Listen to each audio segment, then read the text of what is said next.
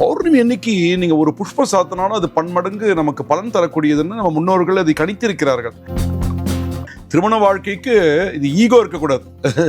இந்த ஈகோ இருக்கிறதுனால தான் பல இடங்கள்ல தொந்தரவு. விட்டு கொடுத்தல், புரிந்து கொள்ளுதல், இது போன்ற இதெல்லாம் நம்ம கடவுள் மூலியமா நம்ம தெரிஞ்சுக்கணும். கோவிலில் நம்ம அர்ச்சனை பண்ணும்போது நம்மளுடைய பேர், கோத்திரம் இதெல்லாம் பண்ணி சொல்லி வழக்கம் இருக்கு.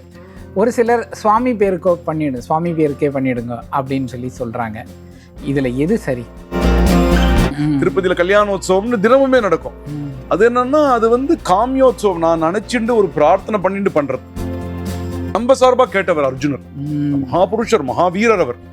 அவரெல்லாம் வெறும்னே நம்ம லௌகிகமா சினிமாக்களோ இதை பார்த்து தெரிஞ்சுக்கிற அர்ஜுனரை பத்தி நீங்க நிறைய படிக்கணும். மனித பிறவி கிடைப்பது என்பது மிகவும் அரிது.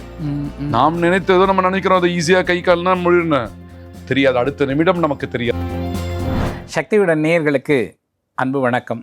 சிவாச்சாரியார் சுவாமிகள் நம்மளோட இருக்காங்க. அவங்கள முதல்ல வரவேற்கலாம். சுவாமி நமஸ்காரம். நமஸ்காரங்கள். சுவாமி, பங்குனி உத்திரம் வந்துடுது. பங்குனி மாதம்னாலே நமக்கு நினைவு வர்றது பங்குனி உத்திரம் அப்படிங்கிறது தான். இந்த பங்குனி உத்திரத்தினுடைய சிறப்புகள் என்னென்ன? நம்ம மாச நட்சத்திரம்னு பார்த்தோங்க, ஏற்கனவே பார்த்துருக்கோம். ஒவ்வொரு மாசம் மாச நட்சத்திரம்னு. இந்த பங்குனி மாதத்தினுடைய நட்சத்திரம் உத்தர பல்குனின்னு சொல்லுவா. அது திதி நட்சத்திரம் பார்த்துருக்கோம். ஒன்று திதிப்படி இருக்கும், சில நட்சத்திரப்படி இருக்கும். ரெண்டும் ஒன்னா வரலாம். இந்த தடவை திதிப்படி 1ஆம் தேதி, 4வது மாதம் 1ஆம் தேதி, நமக்கு பங்குனி மாதம் 18ஆம் தேதி. சில இடங்களில் நட்சத்திர பிரதானம் படி இருக்கக்கூடிய சில ஆலயங்கள்ல 31ஆம் தேதி பண்றான் உற்சவங்கள். சில இடங்கள்ல 31ஆம் தேதி மார்ச், பங்குனி 17 அப்படின்னு வச்சுட்டு இருக்கா. இப்போ நம்ம பொதுவா பங்குனி உத்திரம்னா என்னன்னு பார்க்கலாம். அந்தந்த தேசாச்சாரத்துல என்னைக்கு பண்றாலோ அது இந்த விஸ்வாவசு வருடத்துல நான் சொன்னேன். பொதுவா பார்க்கும்பொழுது நம்ம மாச நட்சத்திரங்கள்ல நம்ம வழிபாடு செய்ய வேண்டும் என்பது நமக்கு ஆகமங்களிட்டுல கட்டளை. அப்ப இந்த பௌர்ணமி பர்வான்னு ஒரு ஜங்ஷன், இந்த ஜங்ஷன்ல நீங்க வழிபாடு செய்யும் போது, அதுவும் பௌர்ணமி அன்னைக்கு அந்த சைத்தன்யமானது முழுமையாக இருக்கிறதுங்க ஐயா. ஒவ்வொரு நாள் வளர்பிறை, ஒவ்வொரு நாள் திதி வளர வளர வளர வளர அந்த சைத்தன்யமானது அதிகமாக இருக்கிறது. நீங்க டவர் பாத்தீங்கன்னா போன்ல பார்க்கும்பொழுது அந்த இது கொண்ட கோடுகள் முழுமையா இருந்தா என்ன ஆகுது? உங்களுக்கு ஃபுல் சிக்னல் இருக்கும். குறைவா இருந்தா அது சிக்னல் கம்மியா இருக்கும். கொஞ்சம் ரீச்சபிலிட்டி கம்மி. முழுமையா இருந்தா நல்ல ரீச். அவ்வளவுதான். பௌர்ணமி அன்னைக்கு நம்ம பூஜை, மற்ற நாட்களும் பூஜை செய்யணும். பௌர்ணமி அன்னைக்கு நீங்க ஒரு புஷ்பம் சாத்தினாலும் அது பன்மடங்கு நமக்கு பலன் தரக்கூடியதுன்னு நம்ம முன்னோர்கள் அதை கணித்திருக்கிறார்கள். அப்ப இந்த பௌர்ணமி, இந்த உத்தர பல்குனின்றது பார்த்தோமானால் தெய்வ திருமணங்கள் நடந்த புண்ணிய காலம் அன்னைக்கு. பார்வதி பரமேஸ்வரனுடைய இங்க திருமணம்னாலும் நம்மளுடைய இதுல நம்மளுடைய ஆகமங்கள் திருமணம்ன்றது லோக கல்யாண ஹேத்தவேன்னு. இப்ப நம்ம பொதுவா நம்ம திருமணம் பண்ண மாங்கல்யம் தந்துனானேன மம ஜீவன ஹேத்துனான்னு, என்னுடைய வாழ்நாள் நான் நன்றாக இருக்க வேண்டும், எனக்கு என்னுடைய வாழ்க்கைக்கே காரணமானவர்னு பொதுவா சொல்லக்கூடியது. இங்க லோக கல்யாண ஹேத்தவேன்னு உலகம் நன்மை அடைய இந்த திருமணமானது நடைபெறுகிறது அப்படின்னு சொல்லி மாங்கல்ய தாரணம் பண்ணுவா அந்த அம்பாளுக்கு.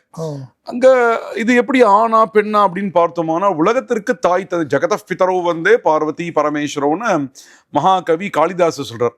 வாகர்த்தாவிவ சம்பிருக்தம் வாகர்த்த பிரதிபத்தைய ஜெகத பிதரவு பார்வதி பரமேஸ்வரர். உலகத்திற்கு தாய் தந்தையாக எப்படி வாக்கும் அர்த்தம் இருக்கிறதோ, எப்படி ஒரு சொல்லும் பொருளும்.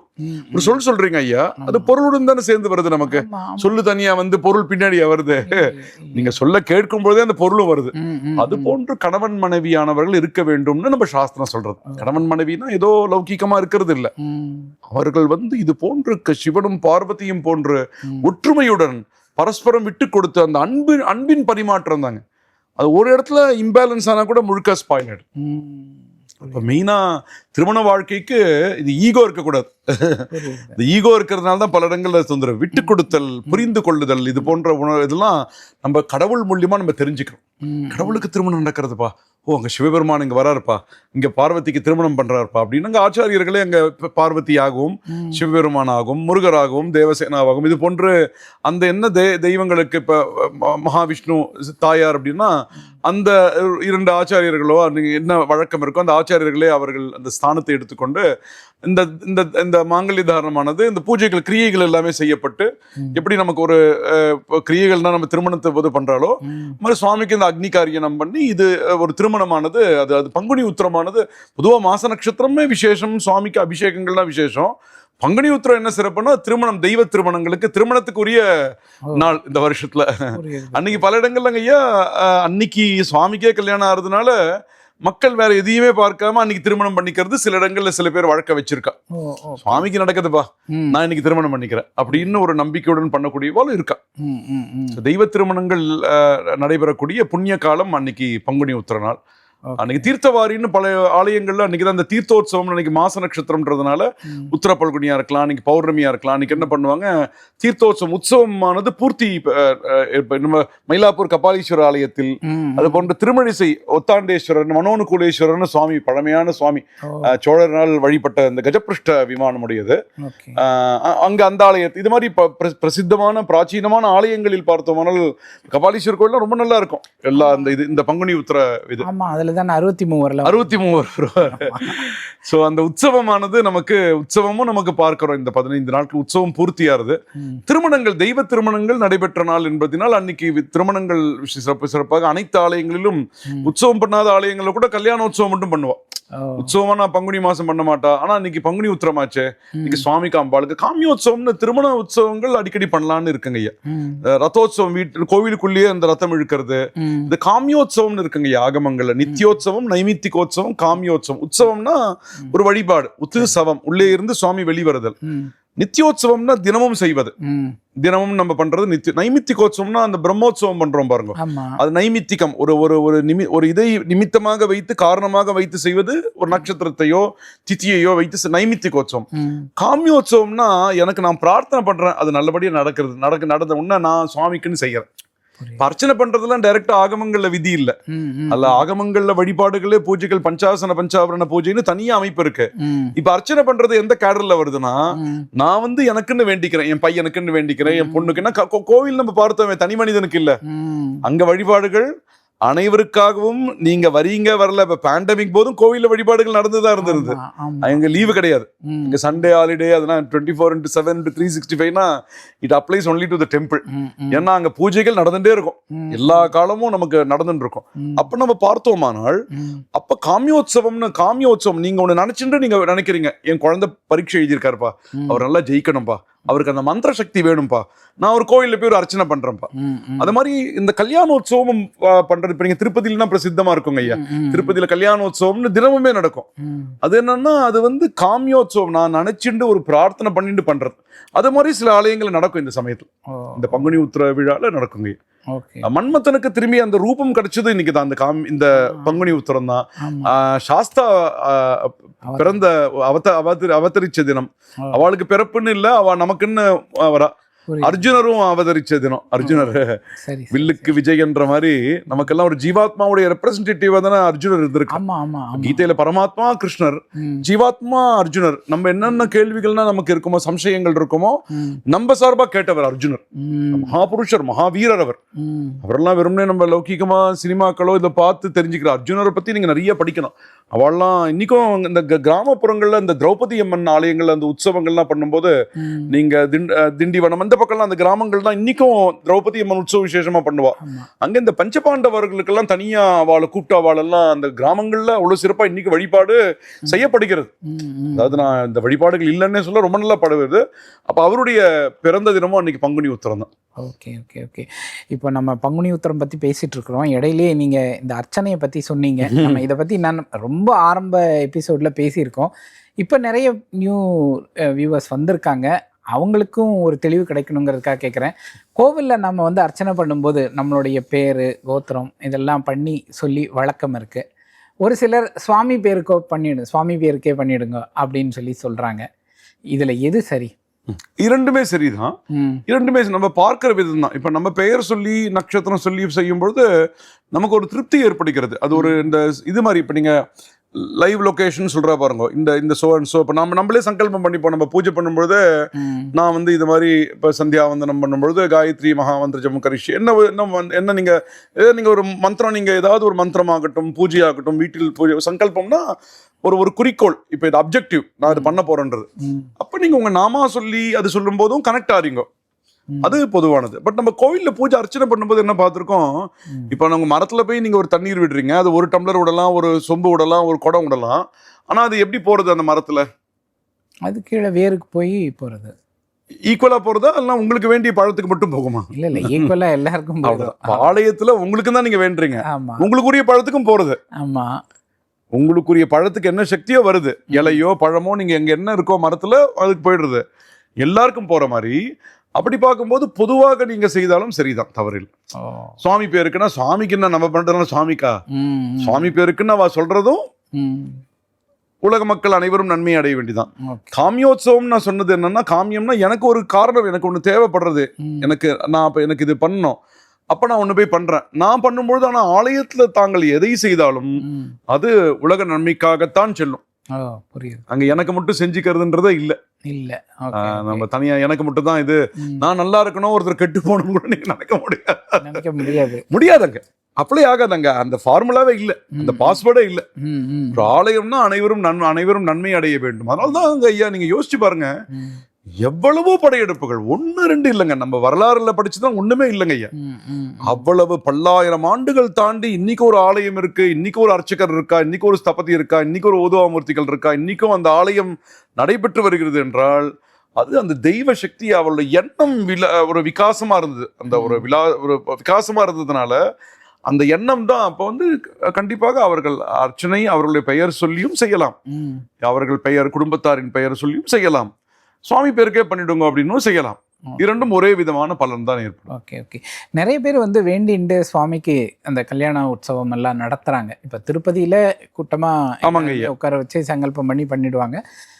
பக்கத்துல இருக்கக்கூடிய ஆலயங்கள்ல நாம வேண்டிண்டு கூட அந்த மாதிரி பண்ணலாங்க. அந்த மாதிரி நம்ம பண்ணினா சுவாமிக்கு கல்யாண உற்சவம் அந்த மாதிரியான விஷயங்கள்ல கலந்துக்கிட்டா நமக்கு என்ன பலன்?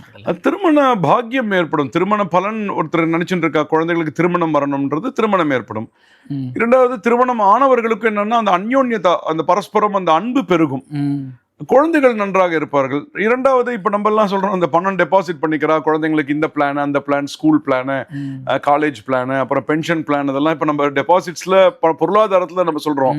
அது மாதிரி வழிபாடுகள் நீங்க திருமண உற்சவம் செய்ய செய்ய செய்ய கல்யாணம்னா மங்களம்ன்றங்க ஐயா, நன்மைகள் ஏற்படும். அது மட்டுமல்ல, நமக்கு அடுத்த பிறவிகளிலும் நம்ம திருமணமானது சரியாக அமையும். நமக்கு அந்த நம்ம அந்த நல்ல ஒரு ஒரு வது வரன் வர்றதுன்றது கடவுளுடைய ஒரு அனுகிரகம் தான். நம்ம ஜாதகம் பார்க்கறதெல்லாம் பார்க்கறோம், அதை தாண்டி தான் நடக்குது. நான் நிறைய வாழ்க்கையில பார்த்திருக்கேன். நான் பார்த்தது என்னன்னா, தெய்வானுகிரகம், தெய்வம்ன்றது ரெண்டுங்க. தெய்வம்ன்றது தெய்வமும் இருக்கு, தெய்வம்னா விதிக்கும் தெய்வம்னு பேர், விதிக்கும் தமிழ்ல தெய்வம்னு பேரு. அப்ப அதன்படிதான் நடக்கும்போது அப்ப இதை நம்ம வழிபட வழிபட வழிபட வழிபட அது தெய்வத்தின் அனுகிரகமும் கிடைக்கிறது. நம்மளுடைய விதிகள் ஏதாவது மாறுதல் இருந்தாலும் சரி பண்ணக்கூடிய சாமர்த்தியம் எவ்வளவு நம்ம ஏற்கனவே பார்த்துருக்கோம். யானி காணிச்ச பாப்பானி ஜன்மாந்திர கிருதானிச்ச தானி தானி வினஷ்யந்தி பிரதட்சிண பதே பதேன்னு அதுவும் ஒரு தடவை அவளுக்கு சொல்லித்தரணும். ஏன்னா சொல்லியே நம்ம பிரதட்சணம் பண்ணணும். அப்ப யானி காணிச்ச பாப்பானி, எப்பேற்பட்ட பாப்பங்கள் நான் செய்தேன்னு தெரியல, எவ்வளவு செய்தேன் என்று எனக்கு தெரியவில்லை, அவற்றையெல்லாம் போக்குவதற்கு இந்த மனித பிறவியானது நமக்கு கொடுக்கப்பட்டிருக்கிறது. இது போன்ற புண்ணிய காலங்களில் நம்ம இதெல்லாம் நம்ம நல்லா பயன்படுத்திக்கணும். எப்படி இந்த சமயத்துல நம்ம ஒரு ஓடிபி போட்டா எனக்கு இந்த பணம் வரும், கரெக்டா பண்றோம், அந்த டைம் கரெக்டா வச்சுக்கிறோமோ, அது போன்று இது போன்ற காலங்களில் நாம் வழிபடும் பொழுது நமக்கு அந்த திருமண பாக்கியம் ஏற்படுகிறது, அந்யோன்யதா மங்களங்கள் ஏற்படுகிறது. நமக்கு ஏதாவது தோஷங்கள், இப்ப ஏதாவது ஒரு ஸ்திரீ சாபமோ அது போன்ற ஏதேனும் இருப்பினும் அவற்றையெல்லாம் போக்கக்கூடிய சக்தி இதுக்கு இருக்குது. அங்க நடக்கிறது இங்க மாத்த முடியுமானா, எங்கேயோ போன் ஆக்டிவேட் பண்ற, உங்க போன் வேலை பார்க்கறது, யாரோ சர்வீஸ் ப்ரொவைடர் பண்றா, கொஞ்சம் இருங்க சார் ஆக்டிவேட் பண்றோம், திடீர்னு உங்களுக்கு மெசேஜ் தான் வருது. வெளியூர்ல போனாலும் நீங்க ரோமிங் போட்டா வருது. எப்படி வருது? எப்படி வருது? இங்க எங்கேயோ இருக்கா, இவா ஏதோ ஆக்டிவேட் பண்றா, என்னால பேச முடியறது. அது போன்று நம்முடைய பிறவிகள் எல்லாம் நமக்கு போக்குறதுக்கு தான் நம்ம இங்க வந்திருக்கோங்க ஐயா. அதை புரிஞ்சுட்டோம்னா, இன்ஃபேக்ட் ஒரு அந்த குரல் மறந்துருத்த இவர் சொல்றார், திருவள்ளுவர் 850 நினைக்கிறேன், அது அதுல சொல்றார், உலக மக்கள் பொதுவாக நம்பக்கூடியதை ஒருவன் இல்லை என்றால் அவனை பேய் என்று சொல்லுகிறார். அழகையான் எனக்கு எனக்கு அந்த குரல் டக்குன்னு ஞாபகம் மைண்ட்ல வரல. எனக்கு பிரமிப்பா இருக்கு, எப்படி அவர் யோசிச்சிருக்காரு. அவர் சொல்றாரு, பேயினால என்ன ஆகுமா, பேயினால பயம் தான் ஏற்படுமா. அது சொல்றதும் பிரயோஜனம் இல்லையா. பேயின்னு பயப்படுறோம், பேயினால ஏதோ நன்மை ஏற்படுமா? பேயின்னு சொல்றாரு. நம்முடைய முன்னோர்கள் கூறியிருக்கிறார்கள், அவர்கள் நல்லவர்கள், அவர்கள் நல்லா வாழ்ந்திருக்கிறார்கள், அதன்படி நாம் நடக்கிறோம் என்ற நம்பிக்கையில் நாம் சென்று கொண்டே இருக்க வேண்டும். எந்த இடத்திலும் சலனம் இருக்கக்கூடாது. அப்படி இருக்கும் பொழுது நமக்கு என்ன ஆகிறதுங்க ஐயா, நம்ம இந்த காலத்தை விரயம் செய்ய மாட்டோம். ஏன்னா திரும்பி மறுபடியும் சொல்றேன், மனித பிறவி கிடைப்பது என்பது மிகவும் அரிது. நாம் நினைத்ததோ நம்ம நினைக்கிறோம் அதை ஈஸியா கை கால்னா முடியும்னு தெரியாது. அடுத்த நிமிடம் நமக்கு தெரியாது, உயிரே தெரியல நமக்கு. அப்ப ஒவ்வொரு நாளையும் நாம் நன்றாக அதை நம்ம பார்த்து அதன்படி நாம் அதுபோல் இந்த பங்குனி உத்திரமானது அந்த கல்யாணோத்சவம் நீங்க பலன் கேட்கும் பொழுது கல்யாணம்னாலே மங்களம் தானே. அனைத்து விதமான நன்மைகள் ஏற்படும். கல்யாண பாக்கியம் உள்ளவர்களுக்கு கல்யாணம் கிடைக்கும். கல்யாணம் அது கல்யாணம் ஆனவர்களுக்கும் அந்த அந்யோன்யதா வளரும். சந்ததிக்கெல்லாம் நீங்க சேர்த்து வச்சுக்கிற மாதிரி அடுத்து வரக்கூடிய பேரம் பேத்தி எல்லாம் தானா அந்த வயசுல திருமணம், நல்ல வரன் மது வந்துடும். Okay okay okay. இப்போ கல்யாண உற்சவம் அப்படிங்கிறது எல்லாருமே செய்யக்கூடியது இல்லை. இப்போ இந்த பங்குனி உத்திர காலகட்டத்தில் கல்யாண வரம் வேணும், நல்ல திருமணம் அமையணும், நல்ல வரன் கிடைக்கணும் அப்படிங்கிறவங்க எளிமையாக எப்படிப்பட்ட வழிபாடை செய்யலாம்? அந்த யாரு அந்த வது வரன், அந்த பெண்ணோ அந்த பெண்ணோ அந்த பையனோ அவ என்ன பண்ணலாம், ஒரு விரதம் சிவபெருமானையோ சிவபெருமான் பார்வதியை நினைத்து கொண்டோ அல்லது லக்ஷ்மி நாராயணன் நினைத்து கொண்டோ, சரஸ்வதி இன்னைக்கு இன்ஃபேக்ட் இந்த நாள் தான் சரஸ்வதி பிரம்மாவை அடைந்த நாள். ஓ சரி. மகாலட்சுமி பெருமாளுடைய அந்த மார்பில் அந்த இது வந்து இந்த நாள் தான், இந்த நாள். அது போன்ற ஒரு தெய்வீக தம்பதியர்களை நாம் அன்று நன்றாக நம்ம நினைச்சுட்டு, உங்களுக்கு என்ன சுவாமி இஷ்ட தெய்வமா இருக்கோ அவளை நினைச்சுட்டு அவள் சார்ந்த ஜபங்கள் எல்லாம் பண்ணலாம், நாமாவளிகள் சொல்லலாம், ஸ்தோத்திரங்கள் கேட்கலாம், முழுக்க விரதம் இருக்கலாம், முழுக்க ஆகாரம் எடுத்துக்காம இருக்கலாம். அன்னைக்கு முழுக்க இதுக்குன்னு அந்த அந்த சிந்தனையாவே, அந்த சுவாமி சிந்தனையாவே இருந்துட்டு நைட்டு விரதத்தை பூர்த்தி பண்ணலாம். அது கைமேல் பலன் கிடைக்குங்க. விரதங்கள் இருக்கும்போது you are getting connected to the divine, அந்த சக்திங்க நமக்கு. அப்போ அது பெரிய மாறுதல். ஸோ அப்போ நீங்க சொன்ன மாதிரி கோவிலுக்கு போக முடியல அவங்க, ரெண்டாவது இதுலயும் பார்க்கலாம், இப்பதான் டெலிவிஷன்ல வந்திருக்கு, அவ வேணும்னா அவ பார்த்து அதை பயன் பெறலாம். அவ பட் விரதம் வீட்லயே இருக்கலாம், வீட்டுல இருக்கலாம், சுவாமி தரிசனம் பண்ணலாம். விரதம் இருக்கும்போது யூ கெட் கனெக்டட். நேயர்களே, பங்குனி உத்தரம் குறித்து பல விஷயங்கள் நம்ம பேசியிருக்கோம். இதுக்கு முன்னாடியும் நம்ம வந்து பங்குனி உத்தரம் குறித்த ஒரு வீடியோ பேசியிருக்கோம். அதோட லிங்கையும் எடுத்து நான் டிஸ்கிரிப்ஷனில் முன்னாடி வைக்கிறேன், அதையும் பாருங்கள். உங்களுக்கு பலனுள்ள பல தகவல்கள் அதிலிருந்து கிடைக்க வாய்ப்புகள் இருக்குது. இந்த வீடியோ உங்களுக்கு ரொம்ப பிடிச்சிருக்கும்னு நினைக்கிறேன். ஏதாவது கேள்விகள் இருந்தால் மறக்காமல் கமெண்ட்டில் கொடுங்க. இந்த வீடியோ லைக் பண்ணுங்கள், நிறைய ஷேர் பண்ணுங்கள். இது வரைக்கும் நீங்கள் சப்ஸ்கிரைப் பண்ணாமல் இருந்தீங்கன்னா சக்தி விகடன் சேனலை தயவுசெய்து சப்ஸ்கிரைப் பண்ணுங்கள். அம்மி நமஸ்காரம். நமஸ்காரங்கள்.